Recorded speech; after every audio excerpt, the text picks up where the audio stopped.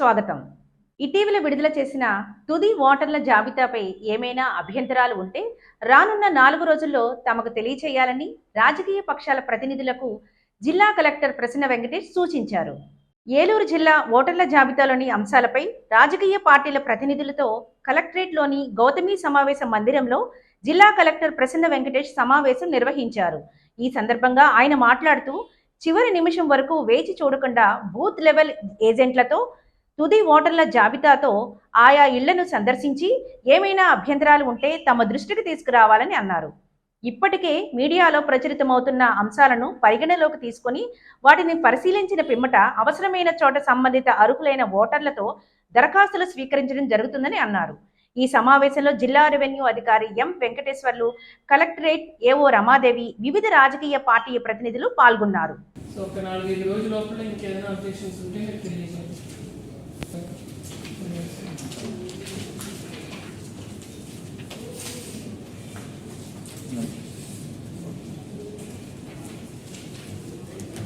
Building ఎందుకైనా ఒకసారి recent తెప్పించుకోవాలి.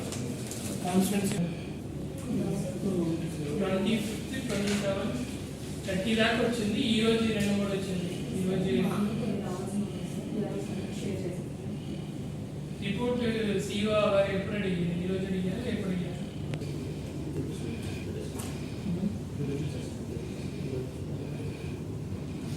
ఈరోజు పంపించారు ఎలక్షన్ కమిషన్కి. సో అంటే ఈ రోజు వచ్చిన న్యూస్ వదిలేసి నిన్న దాకా వచ్చిన న్యూస్ ఎదురు ఉన్నాయి. దానికి అన్నిటికీ యాక్షన్ తీసుకోవాల్సినది డ్రాస్టిక్ ఇష్యూ ఏమన్నా ఉందా? 1 or 2 ఓటర్స్ మాత్రమే ఇన్వాల్వ్ అయి ఉన్నారా?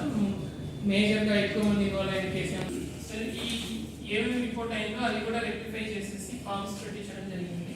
అది మన ఎలక్షన్ కమిషన్ కూడా పంపించడం జరుగుతుంది. మీరు దీంట్లో ఏమైనా స్పెసిఫిక్ ఆడుదాం ఆంధ్ర క్రీడా పోటీలో రాష్ట్ర స్థాయిలో ఏలూరు జిల్లా ప్రథమ స్థానంలో నిలవాలని జెడ్పీ చైర్పర్సన్ గంట పద్మశ్రీ జిల్లా జాయింట్ కలెక్టర్ బి లావణ్యవేణి ఆకాంక్షించారు.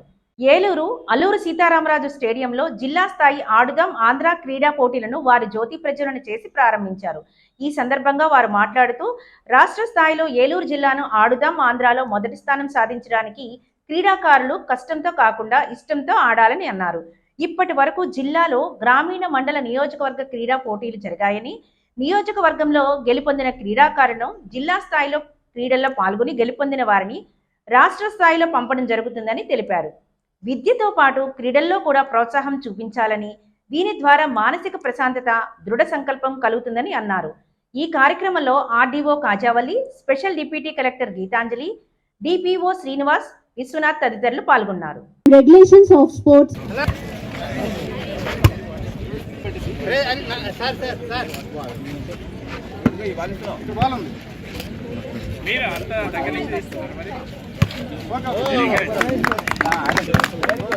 ఒకటి కూడా మన జగన్మోహన్ రెడ్డి గారు ఎంతో ప్రతిష్టాత్మకంగా తీసుకొని ప్రతిదీ కూడా ఆయన ఏ కార్యక్రమం కూడా మొదలుపెట్టినా ఎంతో గొప్పగా చేస్తున్నారు.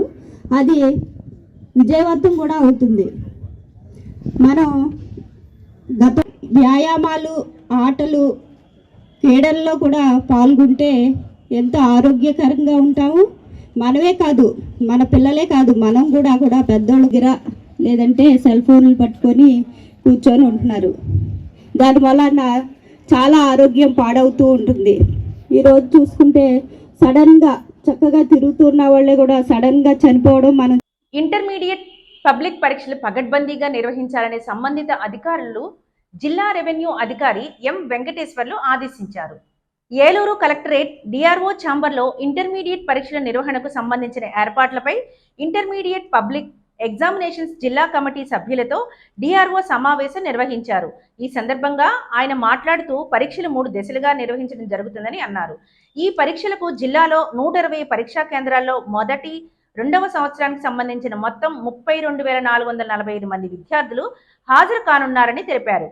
ఫిబ్రవరి 2వ తేదీన ఎథిక్స్ అండ్ హ్యూమన్ వాల్యూస్ పరీక్ష, 3వ తేదీన ఎన్విరాన్మెంట్ ఎడ్యుకేషనల్ పరీక్షలు, ఫిబ్రవరి 5వ తేదీ నుండి 20వ తేదీ వరకు ప్రాక్టికల్ పరీక్షలు జరుగుతాయని అన్నారు.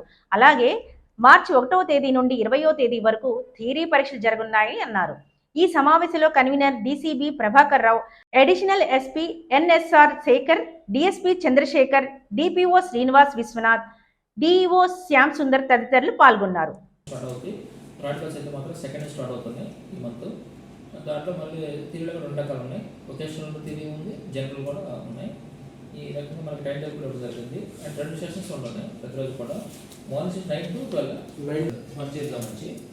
ఇంకా ప్రాక్టికల్ వచ్చేసరికి వొకేషనల్ 29 సెంటర్స్ ఉన్నాయి, జనరల్ వచ్చి 69 సెంటర్స్ ఉన్నాయి, థియరీ అయితే మాత్రం 51 సెంటర్స్ ఉన్నాయి. ఈ యొక్క సెంటర్స్ లిస్ట్ కూడా మీరు కంప్లీట్ చేసేసారు. ఆ సెంటర్స్లో ఈ యొక్క ఎగ్జామ్స్ కండక్ట్ చేయడం జరుగుతుంది. అయితే ముందుగా పేపర్ ఎలా పంపించడం అనేది కూడా మనకి ఇవ్వడం జరిగింది. మనం పంపిస్తాం, అక్కడి నుంచి వస్తుంది మనకి స్ట్రాంగ్ రూమ్ వస్తుంది ఇక్కడ. ఇక్కడ నుంచి మనకి ఐటీ సెంటర్స్కి డిస్ట్రిబ్యూట్ చేస్తాం. 18 స్టోరేజ్ పాయింట్లు వచ్చారు అంటే ఒక్కొక్క సెంటర్కి ఎన్ని కాలేజ్ అటాచ్ చేస్తారని కూడా దీంట్లో ఇవ్వడం జరిగింది. మనకి మేజర్గా మనకి ఏలూరు టౌన్కి వచ్చి 17 సెంటర్లు ఇచ్చారు, జంగారెడ్డి కూడా 7 సెంటర్స్ మనకి ఐటీ చేయడం జరిగింది. జనరల్ మీరు కమ్యూనికేట్ చేశారు. దీన్ని బట్టి మీరు మీ యొక్క యాక్షన్ ప్లాన్ అనేది చూసుకోవాలి. మెజర్ ఏంటంటే మనకి డిఓ గారు వచ్చేసి రాలేదు. రజక చెరువుల వద్ద విద్యుత్ మోటార్ కనెక్షన్ కోసం అధికారులు సహకరించాలని ఉమ్మడి పశ్చిమ గోదావరి జిల్లా రజక జన సంఘం అధ్యక్షులు చిలకలపల్లి కట్టయ్య కోరారు. నూజివీడు మండలం పల్లెలమూడి గ్రామంలో రజక వృత్తిదారుల సమావేశం నిర్వహించారు. అనంతరం గ్రామంలోని చాకలికుంట చెరువును సంఘ ప్రతినిధులు సందర్శించారు. ఈ కార్యక్రమంలో నాయకులు జిజ్జువరపు శ్రీనివాసరావు, ఎలమంచిలి నాగశేషు, వి శ్రీనివాస్, కె మురళి తదితరులు పాల్గొన్నారు. ఏలూరు జిల్లా వచ్చింది కానీ అని నూతన సంఘాన్ని కార్యవర్గాన్ని ఎన్నుకొని వారు రిజిస్ట్రేషన్ చేయించుకోవడం కూడా జరిగింది. అయితే సుమారు 100 సంవత్సరాల క్రితం వీళ్ళకి చాకలికుంట అని పిలువబడే ఒక చెరువుని కూడా 3 ఎకరాల గల చెరువుని వీరికి ఇవ్వడం జరిగింది. ఈ చెరువు దగ్గరికి ఈ రోజు మేము రావడం జరిగింది. అయితే ప్రజాప్రతినిధులు రజకులు అంటే మంచి అభిప్రాయంతో ఉండి ఎలాగైనా వీళ్ళ చెరువుకి ఎలక్ట్రికల్ కనెక్షన్, మోటార్ బోర్ ఇవ్వాలనే ఆలోచనలో వారు ఉండి 25 kVA ట్రాన్స్ఫార్మర్ 15 HPతో ఇవ్వడం జరిగింది. వీరు వృత్తి చేసుకుంటూ వాళ్ళు మోటార్ కూడా వినియోగించుకుంటున్నారు. అయితే వీరికి ఇచ్చిన చెరువు ఉచితంగానే ఇస్తూ ప్రభుత్వ జీవో 343 ప్రకారం వీళ్ళతో లీజు చెల్లించుకోవట్లేదు. జీవో 343 ప్రకారం కనీసపు ధర అప్సర్ ప్రైసు గ్రామ పంచాయతీ వారు ఈ చెరువు వీళ్ళకి ఇస్తున్నట్టు తీర్మానం చేస్తూ సర్వే నంబర్ వేస్తూ ప్రతిపాదనలో డివిజనల్ పంచాయతీ అధికారికి పంపించాలి. ఈ విషయంలో నేను డివిజనల్ పంచాయతీ అధికారి వారితో కూడా నేను మొన్న మాట్లాడటం జరిగింది. ఈ కరెంట్ విషయాన్ని కూడా నేను చేసే ప్రయత్నాలకి వాళ్ళు కూడా ప్రజాప్రతినిధులతో చెప్పి చెయ్యాలని ఈ రోజునాడు నేను నూజివీడు మండలం పల్లేర్లమూడి అనే గ్రామంలో రజకులకు కేటాయించిన చాకలికుంట అనే చెరువు దగ్గర నేను మాట్లాడటం జరిగింది. ఈ వార్తలు ఇంతటితో సమాప్తం. నమస్కారం.